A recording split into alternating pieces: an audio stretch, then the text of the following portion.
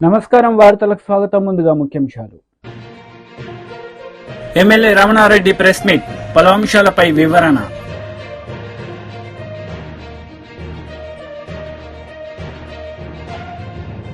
మాజీ మంత్రి Jagadish Reddy press meet, పలు అంశాలపై వివరణ. వైసీపీ లీడర్ మీడియా సమావేశం నిర్వహించారు. ఈ సందర్భంగా పలు అంశాలపై ఆయన మాట్లాడారు. చేపడుతుందని చెప్పిన కారణం, ఒప్పించిన కారణం అంటే చంద్రబాబు నాయుడు గారికి ఒక నైజం ఉంది. ఆయన అంటారు, ప్రతి ఆపదలోని నేను ఆపర్చునిటీస్ని ఎత్తుక్కుంటాను అనేటువంటి మాట. అంటే పోలవరం ఆయన గడిచిన 9 సంవత్సరాలు, గతంలో 9 సంవత్సరాలు ముఖ్యమంత్రిగా ఉన్నా పోలవరం నిర్మాణం కోసం ఏ రోజు కూడా ప్రయత్నం చేయలేదు. పోలవరం గురించి ఏ రోజు మాట్లాడలేదు. రాష్ట్రాన్ని విభజించమన్నప్పుడు ఒక అవకాశం వచ్చింది. రాష్ట్రానికి ప్రధాన వనరైనటువంటి పోలవరం నిర్మాణం చేయాలని కేంద్ర ప్రభుత్వం నిర్ణయిస్తే అందులో ఎలా లాభాలు సంపాదించాలని చంద్రబాబు నాయుడు గారు చేసిన ఆలోచన. రెండవది కూడా చెప్తా ఉన్నాను, ఆయన ప్రత్యేక తరగతి హోదాని ప్రత్యేక ప్యాకేజీ కోసం రాత్రికి రాత్రి వచ్చి ప్రెస్ మీట్ పెట్టింది కూడా ఈ రాష్ట్ర పౌరులందరూ కూడా ఒకసారి గమనించాలి.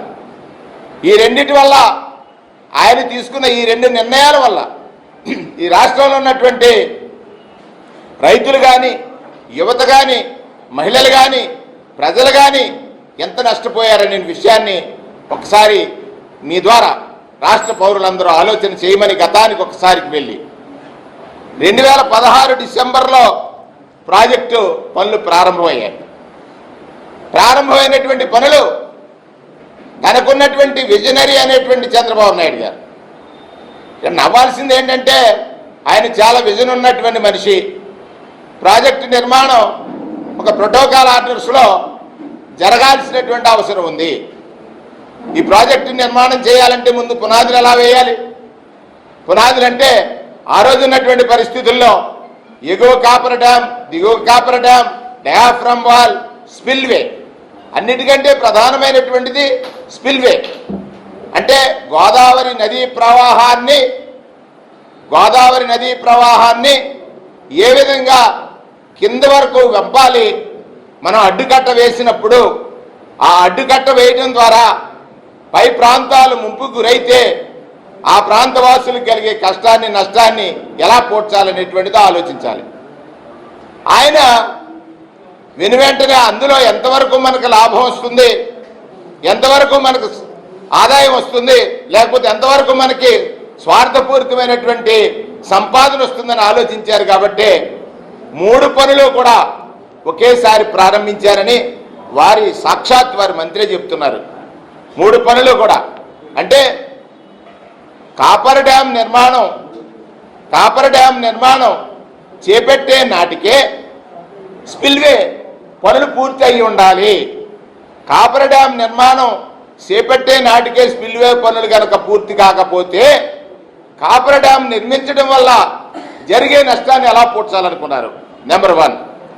నెంబర్ 2, అప్పుడు ఆయన డయాఫ్రమ్ వాల్ నిర్మాణం, కాపర్ డ్యామ్ పనులు ఇంకా పూర్తి కాకుండానే డయాఫ్రమ్ వాల్ పనులు కూడా ప్రారంభించడం.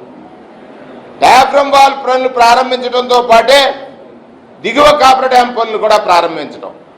చేయాల్సినటువంటి స్పిల్వే పనుల్ని ఆలస్యం చేయటం. వారం పోలవరం కరెక్టే, దానికి సందర్శన కోసం ప్రజలను తీసుకెళ్లి పాటలు పాడించడం, ఇవన్నీ కరెక్టే, అందరూ చూశారు.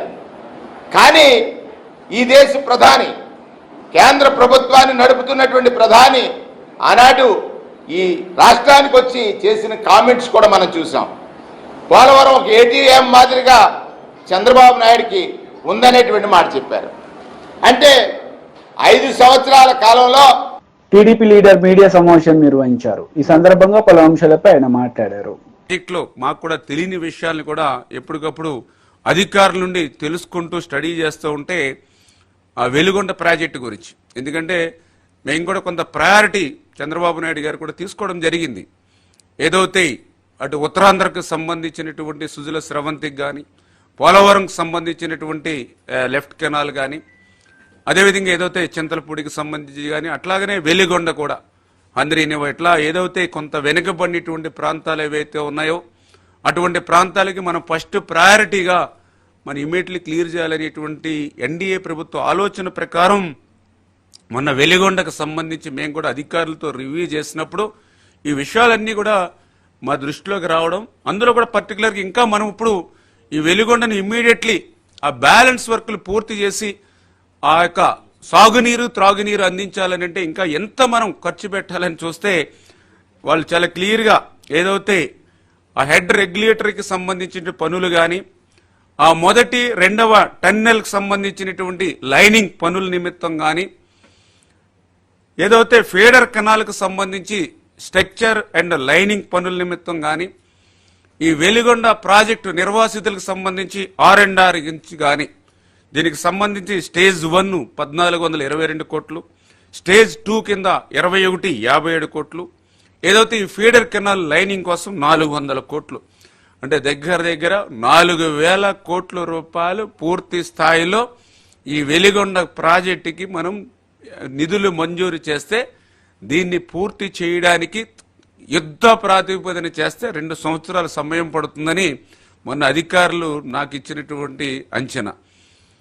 మేము ఏదైతే వెలిగొండ అత్యంత ప్రయారిటీగా తీసుకొని అత్యంత వెనకబడినటువంటి ఏదైతే మరి యొక్క ప్రకాశం జిల్లాకు సంబంధించినటువంటి ప్రాంతాలు ఇందులో ఉన్నాయి కాబట్టి దీన్ని ఇంకా వాళ్ళు ఏదైతే 2 years ఏదైతే సమయం చెప్పారో ఇంకా దాన్ని ఎర్లీగా 1 సంవత్సరం లోపుగా అయినా పూర్తి చేసేటువంటి అవకాశాలు ఏవైతే ఉన్నాయో వాటిని కూడా పరిశీలించమని చెప్పేసి ఇది ప్రయారిటీ అని చెప్పి ఆ రకంగా మేము యుద్ధ ప్రాతిపదిక మీద మేము పనిచేస్తూ వెళ్తూ ఉంటే దాన్ని ఈరోజు ఈ యొక్క జగన్మోహన్ రెడ్డి ఈ మాదిరిగా మరి బురద జల్లేటువంటి కార్యక్రమాలు చేస్తున్నటువంటి పరిస్థితిని మీ ద్వారా ఆంధ్రప్రదేశ్ రాష్ట్ర ప్రజలకు తెలియజేసుకుంటూ, అందుకే ఈరోజు జగన్మోహన్ రెడ్డిని కూడా ప్రశ్నిస్తూ ఈవేళ ప్రజలు కూడా తెలుసుకోవాలి.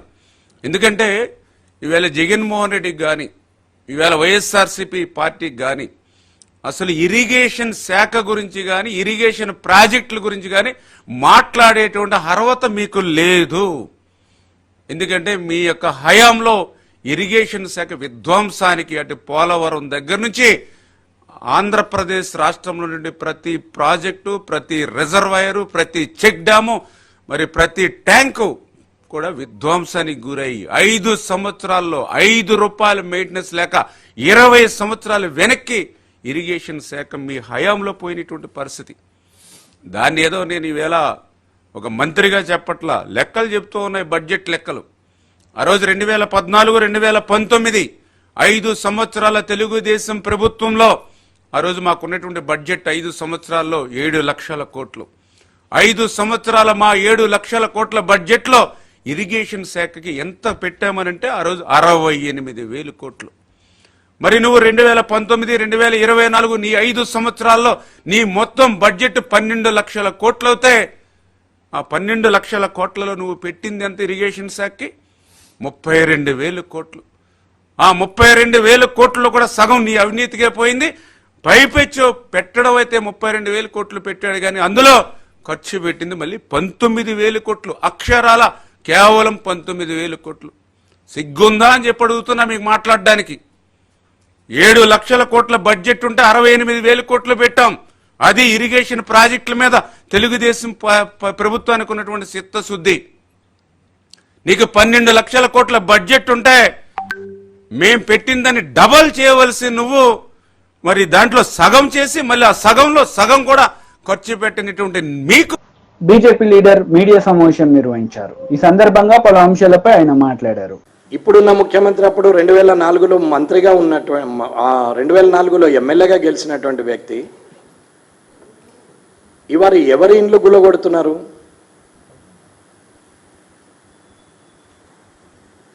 ఇవాళ మళ్ళీ సామాన్య ప్రజానీకంకు సంబంధించిన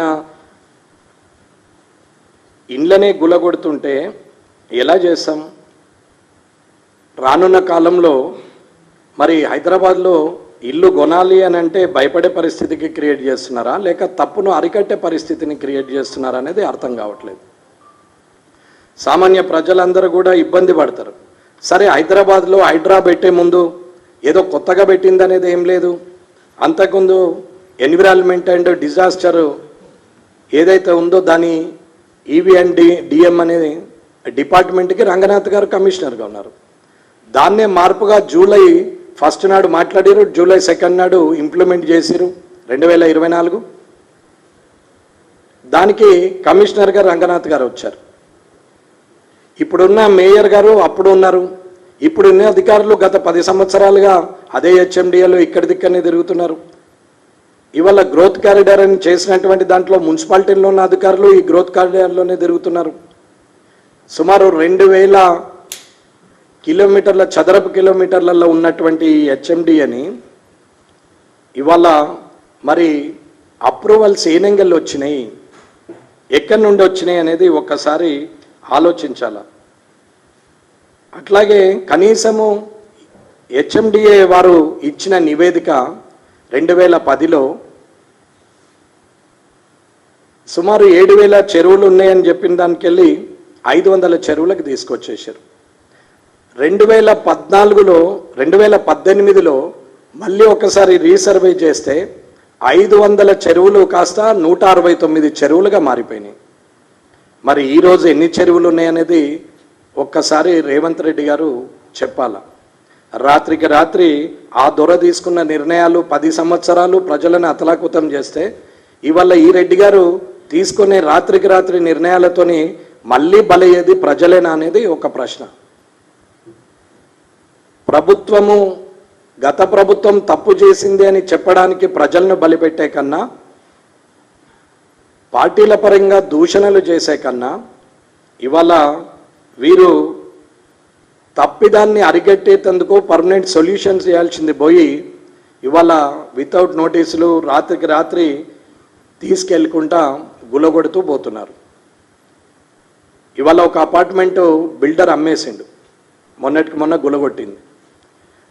అందులో కొన్న వాళ్ళందరూ ఇవాళ ఏడుస్తున్నారు. ఈఎంఐల మీద కొన్నాము, ఇవాళ అది గులగొట్టేసారు అని అంటారు. గులగొట్టిన దానికి గ్యారంటీగా బ్యాంకు గ్యారంటీకి కొలాటరల్ ఇచ్చేది ఆ ప్రాపర్టీని. ప్రాపర్టీ పోయింది కాబట్టి మనిషి ఎవరైతే సంతకం పెట్టారో వాళ్ళకు జీతం ఉంది కాబట్టి ఈఎంఐ కట్టమని అంటారు. అంటే గూలిన బిల్డింగ్కు వీరు డబ్బులు కట్టాలి ఇప్పుడు ఈఎంఐ. మరి ఆ బిల్డింగ్కు పర్మిషన్ ఎలా వచ్చింది? ఆ అధికారి అయితే ఇప్పుడు అధికారంలోనే ఉన్నారు కదా, అధికారిగానే ఉన్నారు కదా. మరి ఆ అధికారిని ఏం చేస్తారు?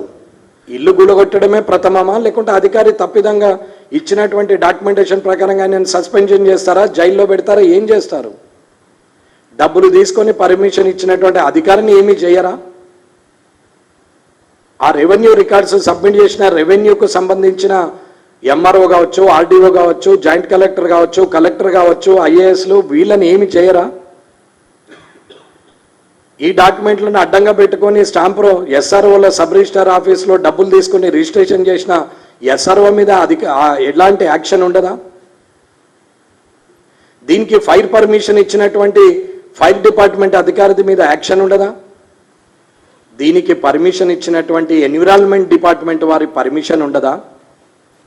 వీరికి కరెంట్ కనెక్షన్ ఇచ్చినటువంటి ఎలక్ట్రిసిటీ మీటర్ అప్రూవల్ ఇచ్చినటువంటి ఇవాళ గ్రౌండ్ డిపార్ట్మెంట్ ఏదైతే బోర్వెల్కు గ్రౌండ్ డిపార్ట్మెంట్ పర్మిషన్ ఇచ్చినటువంటి వారి మీద కానీ ఎలక్ట్రిసిటీ డిపార్ట్మెంట్ మీటర్లు ఇచ్చినటువంటి బీఆర్ఎస్ లీడర్ మీడియా సమావేశం నిర్వహించారు. ఈ సందర్భంగా పలు అంశాలపై ఆయన మాట్లాడారు. అనే మాటను బ్యాంకర్లు చెప్తా ఉన్నారు. ముందుగా మీరు కూడా ఆ మాటను ఒప్పుకున్నారు ప్రకటించినప్పుడు. బ్యాంకర్లను సమావేశాన్ని పిలిచి ముఖ్యమంత్రి మాట్లాడినప్పుడు వచ్చిన లెక్క 50 లక్షలకు పైగా రైతులు 49,000 కోట్లు. సరే, దాన్ని మీరే 41 తెచ్చిండ్రు, చివరికి 31 దగ్గర ఖాయం చేసిండ్రు.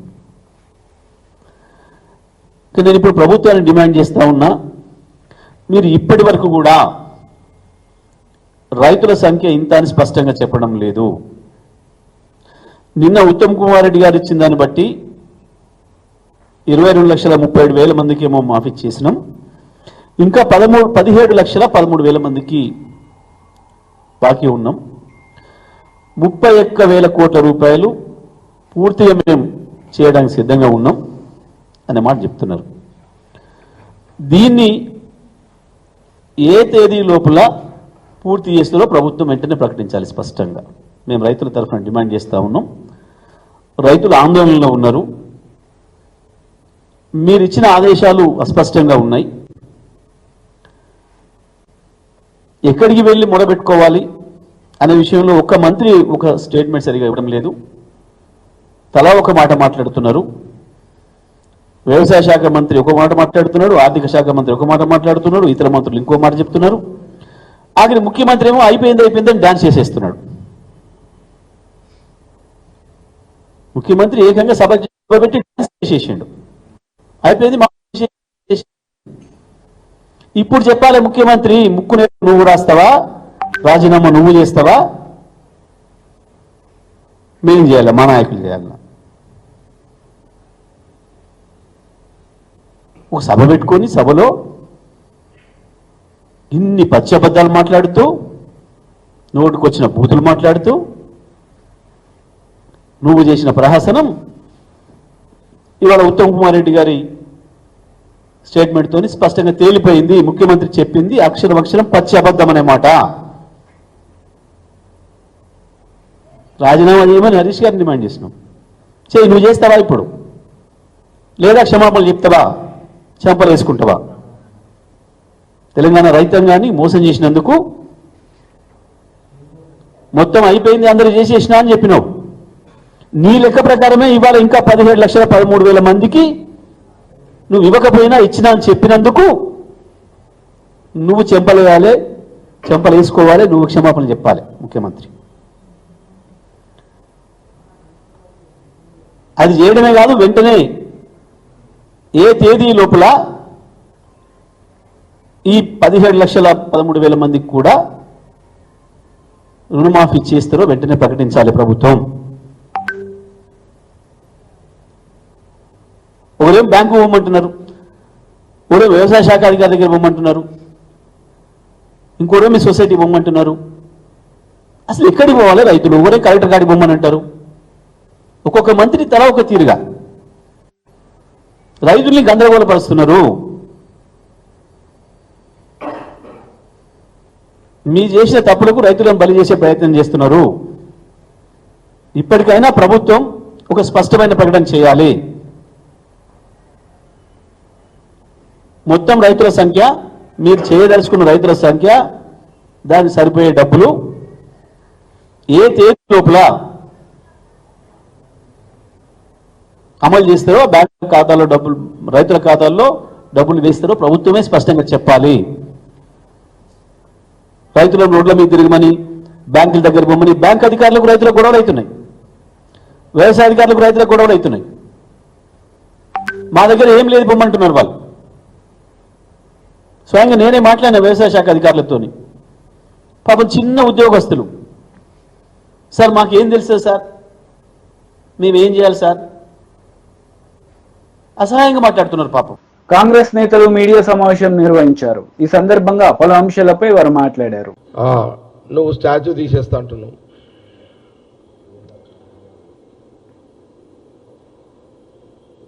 ఇక్కడ మేమేమన్నా చూసుకుంటూ కూర్చుంటాం అనుకుంటావా కేటీఆర్? నువ్వు స్టాచ్యూ తీస్తా అంటున్నావు కదా రాజీవ్ గాంధీ గారిది. నువ్వు స్టాచ్యూ దగ్గర ముఖ్యమంత్రి రేవంత్ రెడ్డి గారు బహుశా సోనియా గాంధీ రాహుల్ గాంధీ అపాయింట్మెంట్ దొరికిన తర్వాత వాళ్ళ చేతుల మీదుగా రాజీవ్ గాంధీ గారి యొక్క స్టాచ్యూ ఆవిష్కరణ చేయాలనేది ముఖ్యమంత్రి గారు మా క్యాబినెట్ మినిస్టర్లు చేస్తున్న ప్రయత్నం. అడుగు అశోక్ గారు, ఎప్పుడది? తెలంగాణ తల్లి అది.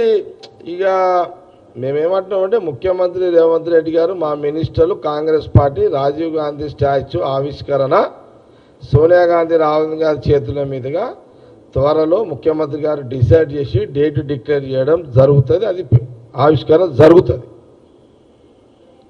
ఇప్పుడు నువ్వేమంటున్నావు, మీరు పెట్టినా స్టాచ్యూ తీస్తా అని మీరు ఏదో మాట్లాడారు.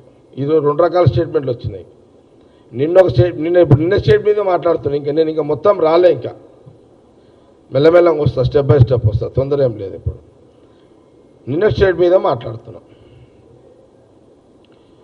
మరి మేము ఈడ నువ్వు ఎప్పుడు తీస్తావు నువ్వు? ఈ 4 సంవత్సరాల 4 నెలలు అయితే నీకు ముట్టుకోనికే రాదు.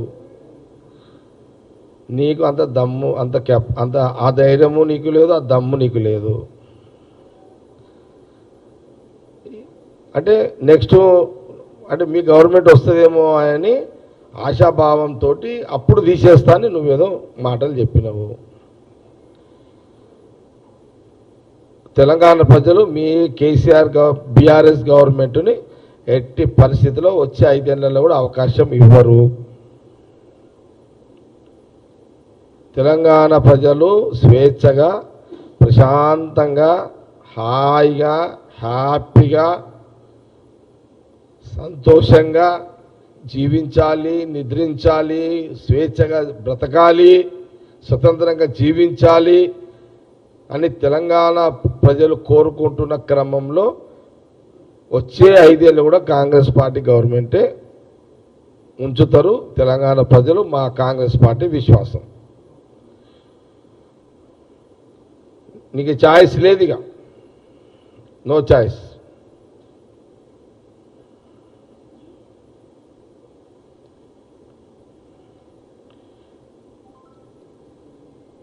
ఇంకేమన్నాడు ఆయన?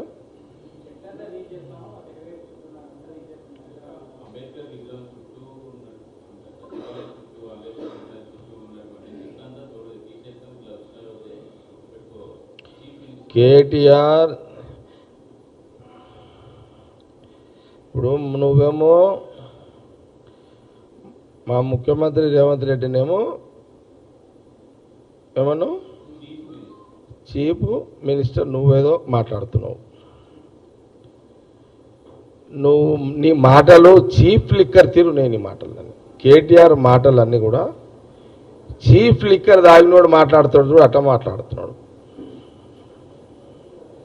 ఓకేనా?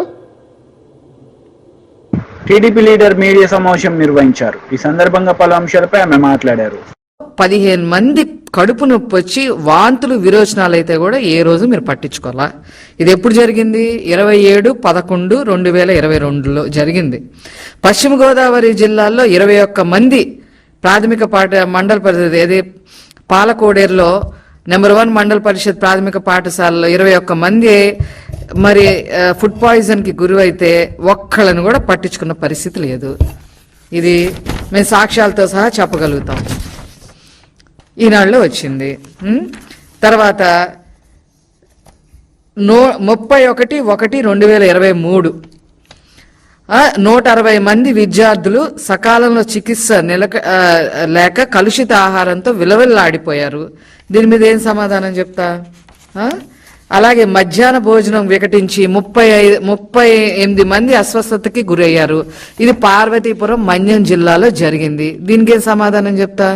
ఏ రోజన్నా దీని గురించి పట్టించుకున్నా? ఇవన్నీ ప్రభుత్వం నడిపే పాఠశాలలో, ప్రభుత్వం నడిపేవి. ఇంకా నిన్న జరిగింది అసలు ప్రభుత్వానికి సంబంధమే లేదు. దీనికి ఏం సమాధానం చెప్తారు? కొత్త వలసలో 10 మంది విద్యార్థులు అస్వస్థత జరిగింది. ఇది ఎప్పుడు జరిగింది? 9/2/2023లో. ఏమన్నా యాక్షన్ తీసుకున్నారంటే ఏమీ లేదు. అదేవిధంగా పోలవరం బీసీ బాలుడు వసతి గృహంలో కలుషిత ఆహారం తిని 39 మంది అస్వస్థతకి గురయ్యారు. దీని మీద ఏదైనా యాక్షన్ తీసుకున్నారా? కనీసం ఒక మీటింగ్ పెట్టారా? లేదు. అలాగే బల్లిపడి చిన్నారులకి అందరికి ఫుడ్ పాయిజన్ అయింది, 64 మంది.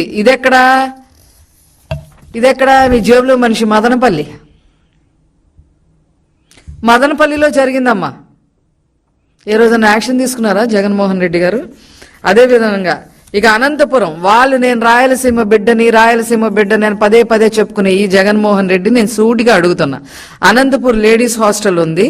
ఈ హాస్టల్లో ఏ రోజైనా ఈ కేజీబీవి అనే హాస్టల్ ఏ రోజైనా దీని మీద వెళ్ళడం కానీ అక్కడ తరచు ఫుడ్ పాయిజన్ జరుగుతుందని చెప్పిన ఏ రోజైనా మీరు వెళ్ళడం కానీ మీ ప్రజాప్రతినిధులు వెళ్ళడం కానీ పర్యవేక్షించడం కానీ దీని మీద ఏదైనా ఒక నోట్ తయారు చేయటం కానీ వీళ్ళ మీద ఏదైనా యాక్షన్ తీసుకోవటం కానీ ఏమన్నా ఉందా? ఎందుకంటే అక్కడ ఉన్న వాళ్ళందరూ మీకు లంచాలు ఇచ్చి వచ్చిన వాళ్ళే, మీ మనుషులే. అక్కడ ఉన్న అధికారులంతా క్లియర్గా పేర్లతో సహా చెప్తాను నేను చెప్పాలంటే. ఏ రోజన్నా వెళ్ళారా? తర్వాత అదే రాయలసీమలో కదిరిలో జగనన్న గోరుముద్ద తిని 20 మంది విద్యార్థులకు అస్వస్థత కదిరిలో జరిగింది. ఎప్పుడు 26/11/2022లో జరిగింది. దీనికి ఆయన సమాధానం చెప్తారా జగన్మోహన్ రెడ్డి గారు? అదేవిధంగా 16 మంది గిరిజన విద్యార్థులు ఎక్కడ, ఇది రాజానగరంలో, ఇది ఎప్పుడు మార్చి 7వ తారీఖు 2021. వార్తలు ముగించే ముందు ముఖ్యాంశాలు మరోసారి. ఎమ్మెల్యే రమణారెడ్డి ప్రెస్ మీట్, పలు అంశాలపై వివరణ.